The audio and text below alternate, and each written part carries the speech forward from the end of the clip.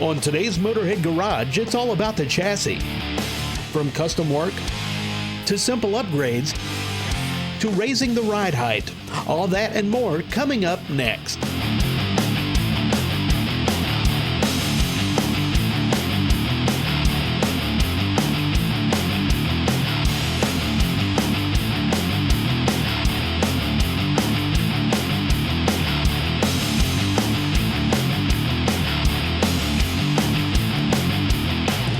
Okay, Sam, I still got the instructions here, and I'm going to follow them like you. I got some of this stuff on already, buddy. Hey, welcome to Motorhead Garage. You know, today Sam and I are working on a brand new Dodge Ram pickup truck. This is a 2500 with a Cummins diesel engine in it. Got 0 miles on it, so one of the first things these people want to do is put a lift kit on there, and so we're going to do it. This is a 6-inch long arm lift kit.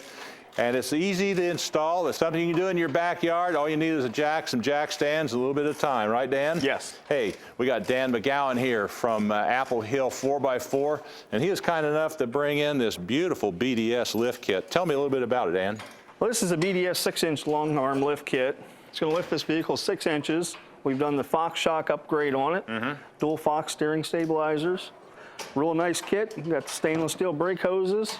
You got the whole kit and caboodle, plus the important thing is Got the instructions. the instructions, and we always read these first before we start. That is correct. A lot of times we do, sometimes we don't. Anyway, Sam has already gotten started on this thing, trying to get the spring off. Let's see how he's coming along. These kits are real easy to install, especially in these straight axle 4x4 Dodges. What I'm doing is I'm taking the bottom shock bolt out and leave the shock in place. I got the axle supported. When we do that, we'll be able to slide the shock out of the way, pull the coil spring out. We've got real tall coils we're going to put in, and we're going to use the stock shock as a holding fixture because we've got a real nice upgrade shock. We're going to put big wheels and tires on it, some bushwhacker flares.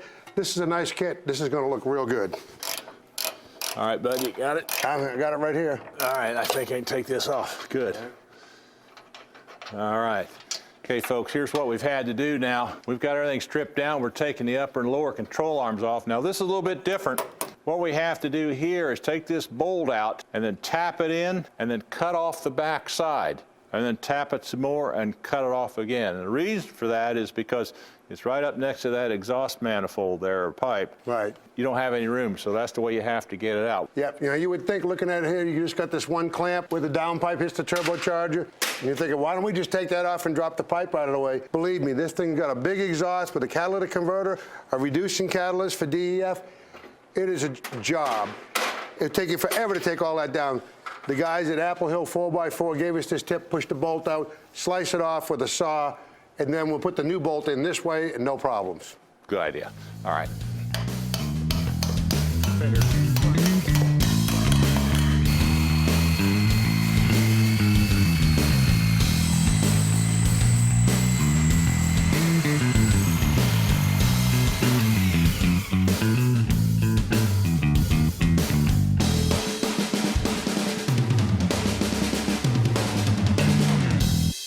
All right, well, you can see we got the long and the short arms off on this thing. You know, cutting that bolt's a little bit tough there, but Sam worked it out real well. Now we're all ready to go ahead and start putting on our new B.D.S suspension. This is the long arm. This is the lower one. Bigger end, it's one end. It's got all urethane bushings on it. Nice thing about it, though, on each end and all these, got a nice Zerk fitting there so you can grease these things, something you don't find in many of these suspension systems. And that'll keep your bushings real quiet. Make sure that the grease fittings are facing down. And you're using your original OE bolt with the caster adjustment. You always want to remember is once you do this, first of all, leave all the bolts loose. Once you get all your suspension on there, don't tighten everything up. Leave it all loose till you set it down on the ground, and then once it sets down, then you can tighten everything up, and then be sure you have it aligned.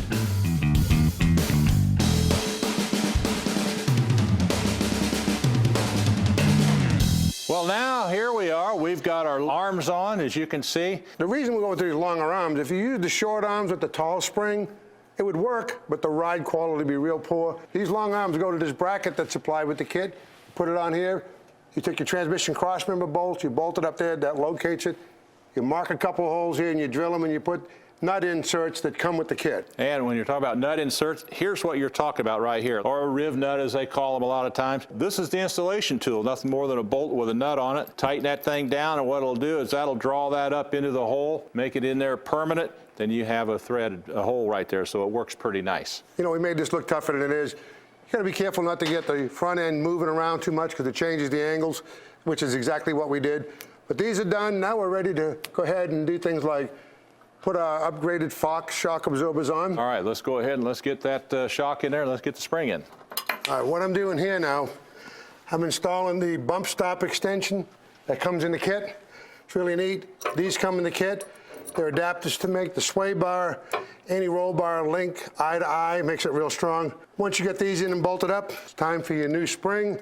Don't forget to transfer your rubber upper spring cushion on this. You won't have any more noise. Okay, Dan, we're going to put in these new Fox shocks, but why are we using these? Well, Fox is an upgrade from B.D.S. It's a 2.0 nitro shock versus a hydro shock. Yeah. Better ride, better quality, better stability. Now, this particular shock that has a B.D.S. logo on it is made specially for B.D.S. lift kits.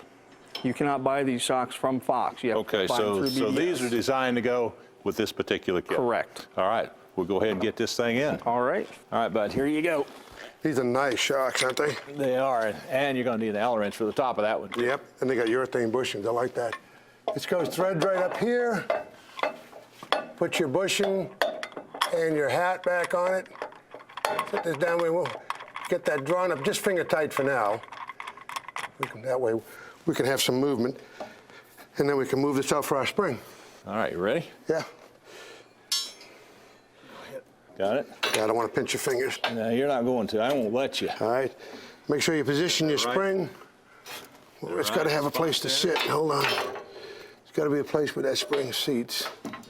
Right there. Looks like it. Yep. That is good. All right, in the kit you get from B.D.S., here's what I was talking about, an eye-to-eye link for your anti-roll sway bar. If you buy the premium kit, you also get these really nice braided stainless steel brake lines with all the brackets and stuff to replace this rubber hose. These are a lot stronger, give you a lot better pedal feel under tough situations. The other things we have in there is we got a drop Pittman arm that we'll be putting on. Plus, we got the steering shocks as well. So we got a few more things to put on there. In the meantime, we're going to take a short break. When we come back, we got a lot more coming, so stay with us.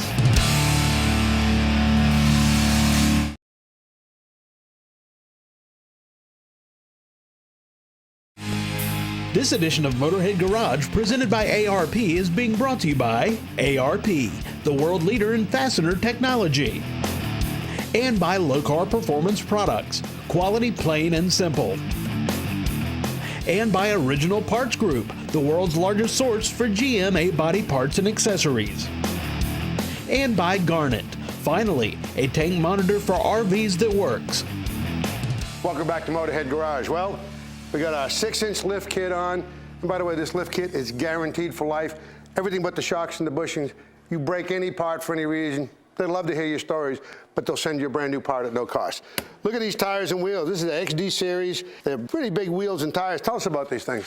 Well, Sam, these are the XD cranks. They're the Black Machine 20-inch, one of the newest wheels they have out. These are the 35-inch Nitto Trail Grapplers. Very good in the mud, actually pretty quiet on the road. Cool. Now, if you maintain tires like you guys do at Apple Hill 4x4, you do the mounting and balancing, the truck is lined up, tire pressures are good, and you rotate them, what kind of mileage can you expect out of a set of these tires? You can expect 40,000 plus out of this tire if you take care of it. That's great. Well, this suspension kit and the Fox shocks and the Nitto tires on these XD wheels, this truck looks great. It's very aggressive, but you know what's going to happen? You're going to put spray on the side of your tires, so there's a way to fix that. Yeah, and if you guys will get out of my way and let somebody get in here and do some work, then I'll show you exactly what we're talking about. Really? And right here, these are these bushwhacker flares, and they really look nice. Go up like that, right up against the headlight. Exactly. The neat part is they go into all the original screw holes, the fastener holes for the inner fender skirt. And so they go on, they just compression fit against the body with a nice seal. They don't scratch.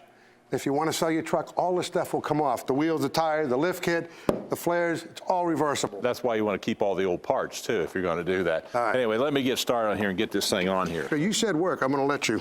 Let me get down here so I can see the holes. And if you hold it just right. I've got it just right, buddy. Hold on here. Let me get this lined up.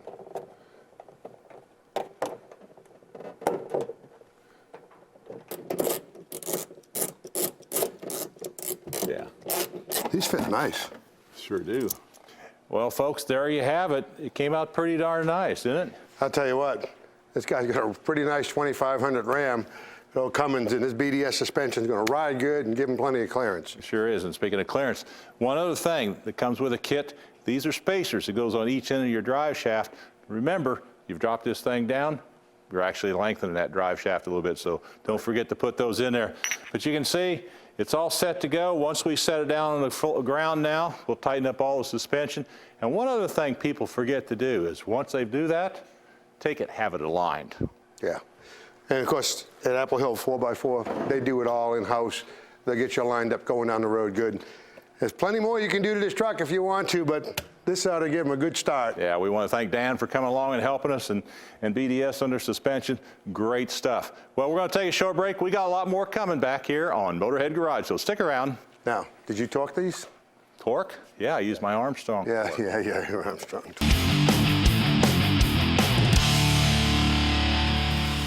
This week's OPGI restoration tip, we'll be discussing the little detail items, the finishing touch to that perfect restoration. A lot of things available when you're going to just put the final, last part on that car.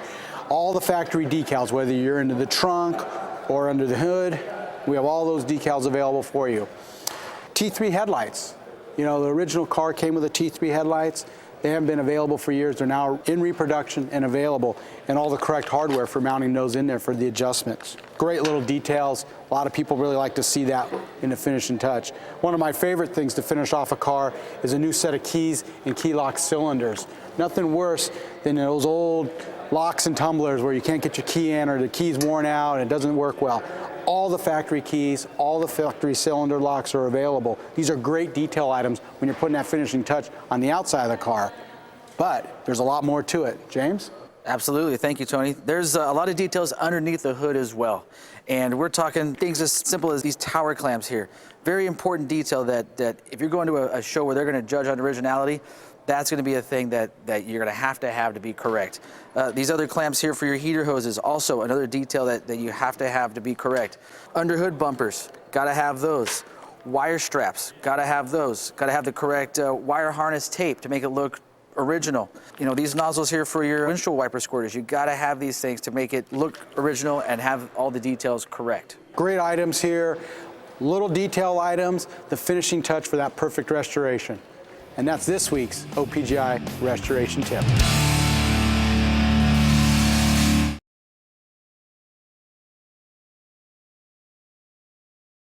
Motorhead Garage, presented by ARP, coming to you from Borla Commerce Park. Right up to the stop here, buddy. That's good. All right. Hey, welcome back to Motorhead Garage. Well, I'm here with my good buddy, Brent Vandervert with Fat Man Fabrications, and this is one of his chassis. This looks pretty nice. Yeah, thank you. Appreciate that. I know this is going to some guy who's patiently waiting now for this. Yeah, we're delivering it to him after the F100 Super Nationals up here in Tennessee. Brent's got a really nice 67 F100.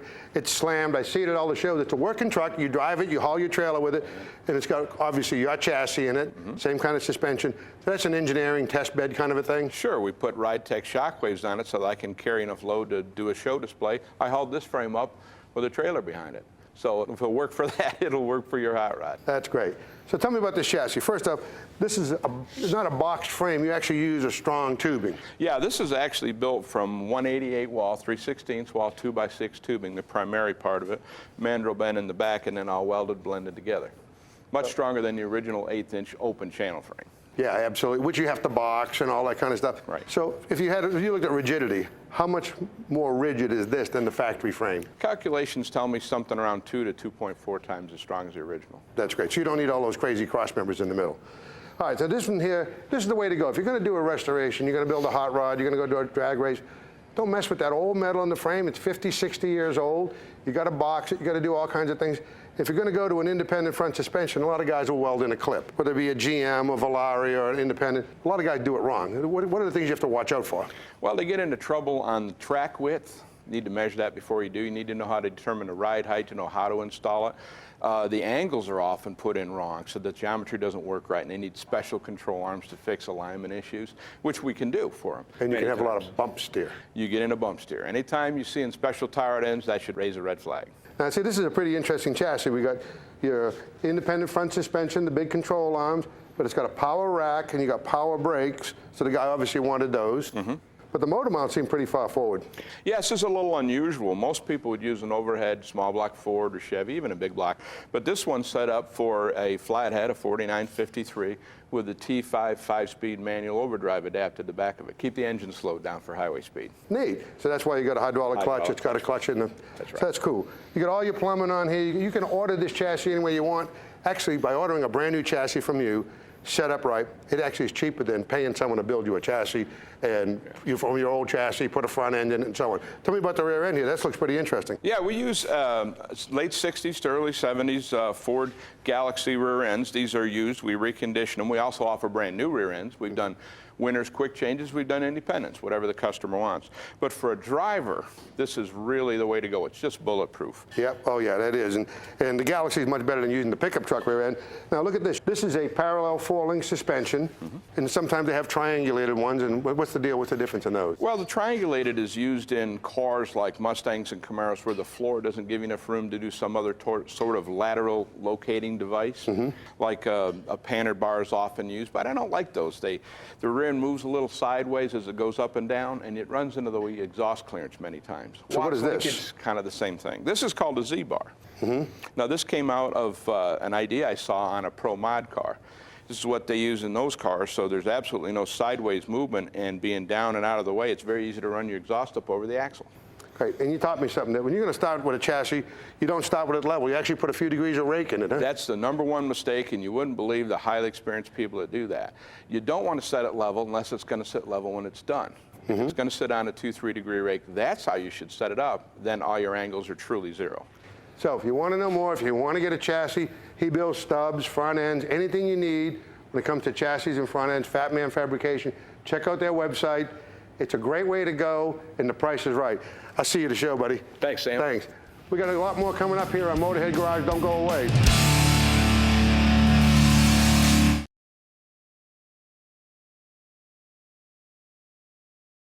This edition of Motorhead Garage, presented by ARP, is being brought to you by Lincoln Chrome, crafted in the heartland, ready for the world. And by Hurst, America's #1 shifter. And by B&M Racing and Performance, quality performance products that work. And by American Carcraft, custom stainless steel accessories. Hey, welcome back to Motorhead Garage. Well, folks, if you got a vehicle like this that's got air shocks on it, sooner or later they're going to go bad, and you got to replace them. That's what we got Sam doing right now. He's taking the old ones off. But we also have Todd Nash here from Arnott Air Suspension. And Todd, you brought a couple replacement units here. Tell me about these. These are our brand new Bilstein replacement units. They bolt right on where the original comes off.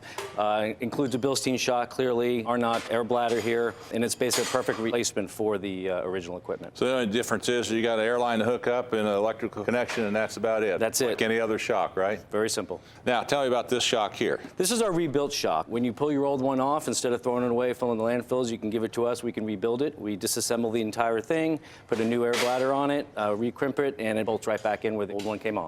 Good. And of course, once these shocks start to wear out, you have other things that wear as well.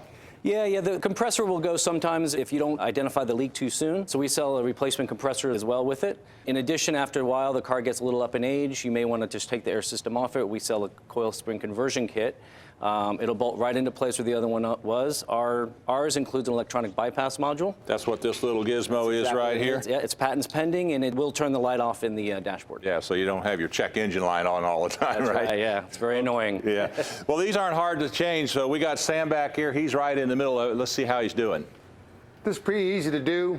Remember, when you're taking the shock absorber off, it acts as your limit strap. So when you get the bolts out, the differential, the axle housing is going to want to fall. So you need to support it if you're doing it like this. If you're doing it on the ground with a jack and stands, you need another stand to support the axle, another jack. Nothing like a little penetrating oil on here. Now, I would normally use a impact gun, but I couldn't get it in here. I use it on the top. Now, you want to take and drive this up just till you take enough pressure off it so the bolt is loose. Pull the bolt out, and the shock wants to come out. Save those, you're going to use them over. Now up over here, we've got an air line that goes to the shock absorber, because obviously it's an air ride shock. little clip. Make sure your ignition's off so your compressor won't run. And if you don't have any kind of a leak, you get a little air like that coming out. Keep an eye on it. Save your clip. You got your little electrical connector here at the top. Pull that off. And you can see this little box has a compressor in it. Got a little air manifold. And if you follow over here, this is a level device. It's hooked to the trailing arm. As the axle goes up and down, that reads it. And if the car should sag, then of course it's going to inflate the air shock. The trick is on the top, there is a bolt going into the back like that. So take the inner fender skirt off. It makes it easy to get to. There's our old shock. We got our brand new R-knot with the Bilstein shock. Again, we got an electrical connector. This is where our air line goes. This goes right back in place. The biggest part of this job is going to be getting this bolt back in right here from the backside. That's what I suggest. You get that, you get it hanging. You may need to lower this down a little bit because it is expanded some. And by the way, you get all nice new bushings and sleeves in this, and that really improves your ride. Once you get that started, all we have to do is put our air line back on and take our little clip, pair of needle nose pliers, and put this clip back on. That slides over there, make sure it locks in. Hook up your electrical connector, make sure it locks on and clicks. That's all there is to it. Tighten up the nuts, fire it up. Put your inner fender skirt back on, set the vehicle down, the compressor runs, fills the air shock. Do them on both sides, and your ride quality is excellent. Handling is good. It's an easy way to go. Nice job there, bud. Hey, nothing a little penetrating oil won't help, right? No, it sure does help. And let's take a look at this, man. I can see we got little issues here, haven't we, man? Look at how that's worn and how hard these bushings are. Yeah, what you're looking at here, this is a Suburban LTZ at the top of the line, front and rear sway bars. Look at the guy's brakes. He drives the heck out of this vehicle. And that takes its toll on the bushings as well as the ozone and all the stuff on the road. So time for new ones. This will be like a new vehicle. Exactly. So make sure that when you check your car, not riding too good, if you got these shocks to check out, you may have to replace them. But we got another one to do here, Sam, so we better get started on it. In the meantime, we want to thank Todd Nash for stopping by. It's great to have him here. We've run out of time. We'll see you again next time here at Motorhead Garage. See you. What do you mean we? You got a mouse in your